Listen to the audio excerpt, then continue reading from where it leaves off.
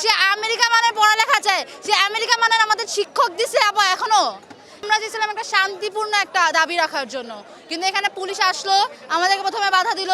যখন আমরা তাদেরকে বললাম যে আমরা যাব, তারা প্রথমে আমাদেরকে ধাক্কাধাক্কি করছে, এরপরে তারা অতিরিক্তভাবে তারা আমাদের বাধা প্রকাশ করছে।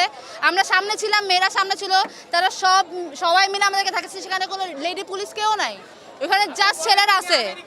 হ্যাঁ, সে আমেরিকা মানে পড়ালেখা চায়, সে আমেরিকা মানে আমাদের শিক্ষক দিছে আবার এখনো। আমাদের যে কলেজে আমেরিকা মানে পড়াশোনা হয়, যে আমাদের তারা যেরকম পরিমাণে কোশ্চেন করতেছে, এগুলা কি মানা যায়?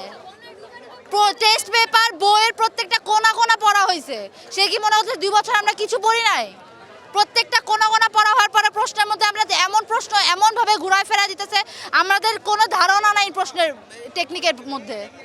প্রত্যেকটা মানুষ A+ পাওয়া মেয়েরা, A+ পাওয়া ছেলেরা, গোল্ডেন পাওয়া ছেলেমেয়েরা, তারা প্রশ্ন থেকে হতাশ হয়ে যাচ্ছে। তো এটাকে এরকম শিক্ষামন্ত্রীকে আমরা এরকম চাইছিলাম? তার কি বোঝা উচিত না?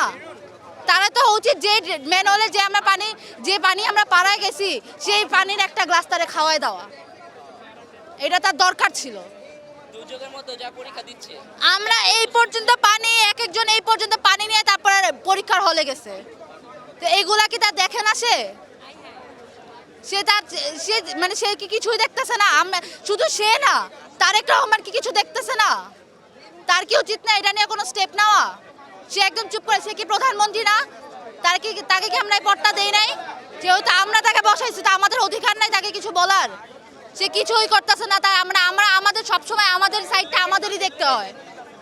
তা আমাদের সাইড যদি সরকার না দেখে, তখন তো অবশ্যই আমাদের সাইড আমাদের নিতে হবে।